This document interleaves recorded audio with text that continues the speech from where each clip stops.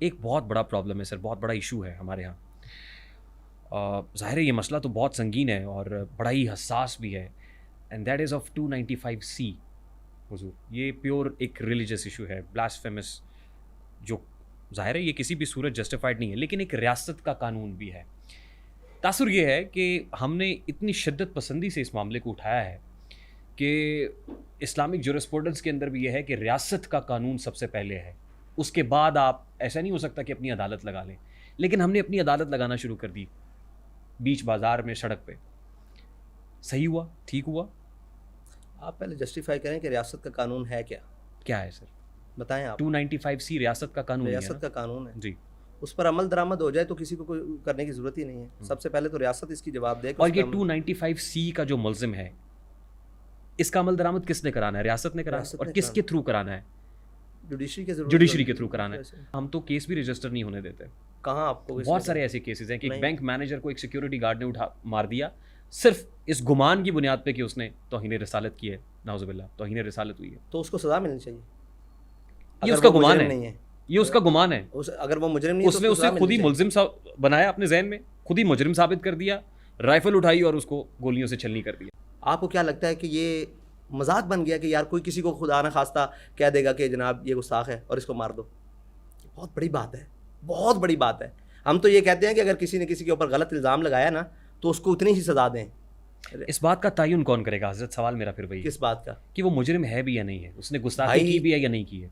एक कत्ल आपके सामने हो गया है, आप तयन करें ना करें वो तो कत्ल हो गया है। बहुत सारे लोग ऐसे हैं जो अपनी दुश्मनी की बुनियाद पे, जागीरों की बुनियाद पे, तो उनको सजा देना। बहुत सारे जब प्रॉब्लम्स साबित हो जाता है कि इसने गुस्ताखी ये नहीं की। बहुत आसान है कि गुस्ताखी रसूल का टैग लगा दें। नहीं नहीं, बहुत आसान नहीं है। ये आप लोगों मीडिया की एक लफ्ज़ है कि बहुत आसान है, ये आसान नहीं है। आप किसी मुसलमान, आप बहैसियत मुसलमान और मैं दोनों कलमा गो हैं, हम किसी के ऊपर ज़िंदगी में लगा सकते हैं? बहुत से लोग दुश्मनी की बुनियाद पे लगा देते हैं। भाई यहाँ कुरान उठाया जाता है, हम अपनी बात करते हैं यहाँ ना। तो लोग झूठी पता नहीं कसम वो उठा लोग जाते कहाँ हैं हैं, सर। वहाँ लोग कहाँ हैं ये नहीं पता। यहाँ लोग झूठी कसम उठा जाते हैं, करते होंगे बहुत कुछ। आप और मैं बहैसियत कलमा गो बैठे हैं। हलफ कुरान पे ले लेते हैं और झूठ लेते हैं। मैंने कहा कलमा गो हम दोनों बैठे हुए, हम किसी में ज़िंदगी में सोच सकते हैं किसी के ऊपर ये बात करते हुए? हम तो सोच भी नहीं सकते। नहीं सोच सकते ना। इसी लेकिन तरह हर हमारे ऐसे मुसलमान के लोग हैं, जज्बात हैं। लोग पता नहीं हैं वो कहाँ ऐसे। हैं, मुझे तो यहाँ आज तक नज़र नहीं आए। हमने तो आज तक जो भी देखा वो केस, आपको क्या लगता है कि आसिया मसीह वाला केस गलत था? उसके ऊपर सैयद अमीन एसपी की रिपोर्ट मौजूद है, उसके सामने उसने इकरार जुर्म किया। एक परफ्यूम 295 के नाम का निकाला एक व्लॉगर ने, डिजिटल मीडिया इन्फ्लुएंसर जिसका नाम रजब भट्ट है। हमारा उस पर मौकफ पहला और आखिरी यही है कि अगर उस पर एफआईआर हुई है, वो मुजरिम नहीं है, अपने आप को कानून के हवाले करे, कानून का सामना करे। ये आपका और मेरा गलत मौकफ। अभी रमजान में हमें इत्तेफाक हुआ इंजीनियर मोहम्मद अली मिर्जा साहब की एकेडमी में मैं जाने इस पर का। बात नहीं करूंगा, आगे चल। आप बड़े दलेर आदमी है सर, बड़े दबंग आदमी है। नहीं नहीं, इंजीनियर मोहम्मद अली मिर्जा को आप गुस्ताख कहते हैं ना। और मैं कमजोर आदमी नहीं, बात करें यार, ये उम्मत में तो फर्क नहीं। मैं सिर्फ ये कहूंगा, मैं उम्मत में तो फर्क नहीं। मुझे वो एक्शन मुझे रात सोने नहीं देता है। अगर उनको बात कर, मुझे एक एक्शन रात सोने नहीं देता हुजूर। मैं चाहता हूँ इसके ऊपर आपका रिस्पांस आना चाहिए। उन्होंने कहा, हाफिज साद रिजवी साहब ने टांग पे हाथ मार के, जानों पे हाथ रख के कहा था मैं तुम्हें चैलेंज करता हूँ। और फिर मैंने कहा मेरी एकेडमी में आओ, तो क्यों नहीं आए? डर गए, दबक के बैठ गए। आगे चलते हैं, छोड़ें, वो नहीं है। उम्मत में तो फर्का डालने वाली बात है। बख्तम के आगे गुफ्तम नहीं हो सकता, मेहरबानी करें। मौलाना तारिक जमील साहब को आप कहते हैं धीमे मिजाज के मसलहत पसंद आलिम है। मैंने तो नहीं कहा अभी तक। आपके स्टेटमेंट्स ऑन रिकॉर्ड मौजूद है।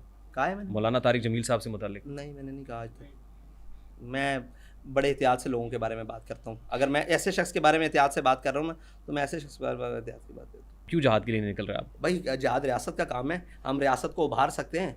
रियासत हम जहाद करेंगे, आप पीटीवी पे ऐलान करवाएं, हम जहाद करेंगे। यहाँ पे रियासत पहले है, आप बाद में है।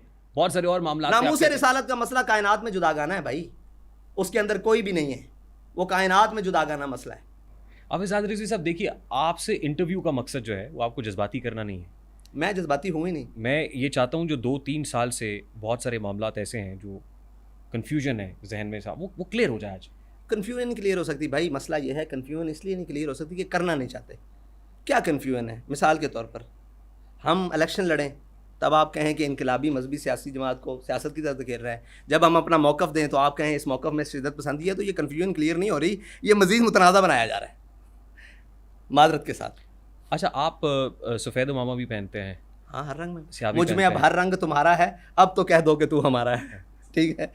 और आप एक ब्राउन कलर का जो है जी, वो जी। अपने पास रखते हैं ना, वो हाथ में पकड़ा जी, होता जी, है। जी। वो क्या, किस चीज़ को रिप्रेजेंट करता है? हमारे यहाँ एक सकाफ़ती रिवायत है और वैसे भी सुन्नत भी है कि ये मोढ़े पे धोती रखना।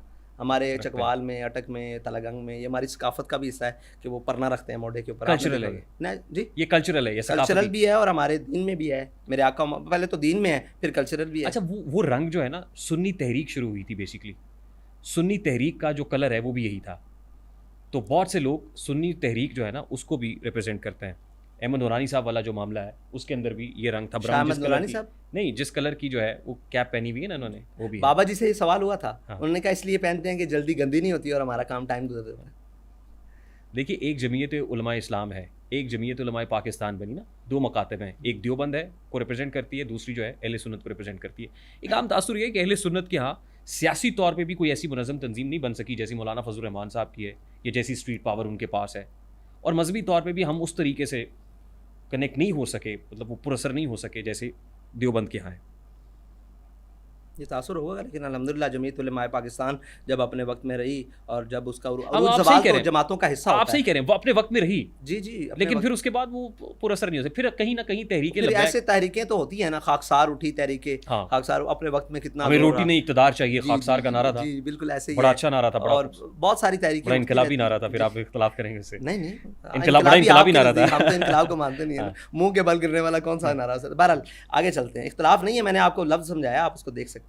अच्छा, और दूसरी बात यह है कि इसी तरह अपने उरूज ज़वाल की दास्तानें होती हैं। अब हम कहें कि सल्तनत उस्मानिया तो 600-650-700 साल हुकूमत की, और जनाब वो सल्तनत हस्पानिया, तो इस तरह उरूज ज़वाल तो जमातों पे चलते रहते। लेकिन कहीं ना कहीं देखना भी चाहिए ना, छान पटक करनी चाहिए कि हुआ क्या है, हम उसको कैरी क्यों नहीं कर सके उस मोमेंटम को। जहाँ में अहले ईमा सूरत खुर्शीद जीते हैं, इधर इधर डूबे। डूबे उधर निकले, उधर डूबे इधर निकले। डूबे डूबे क्यों है इन दिनों, ना तो फिर निकल क्यों नहीं रहे, ये फिर पूछ वो रहा हूँ मैं। इकबाल ने कहा कि उस्मानियों पे कोहे गम टूटा तो क्या गम है, खून 100,000 अंजुम से होती है सहर पैदा।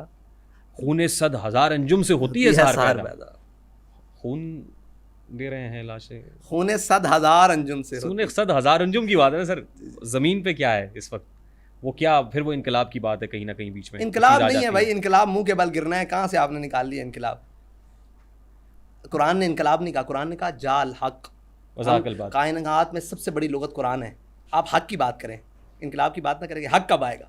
वज़ीर आज़म शहबाज शरीफ साहब को कोई मैसेज देना वज़ीर चाहिए। आज़म साहब को कहेंगे, वज़ीर आज़म साहब आप भी अब उम्र के इस हिस्से में आ गए हैं कि आपको हम मशवरा देते हुए भी, आपके सारे सफ़ेद हैं और मेरे तकरीबन अभी थोड़े से सफ़ेद हैं, तो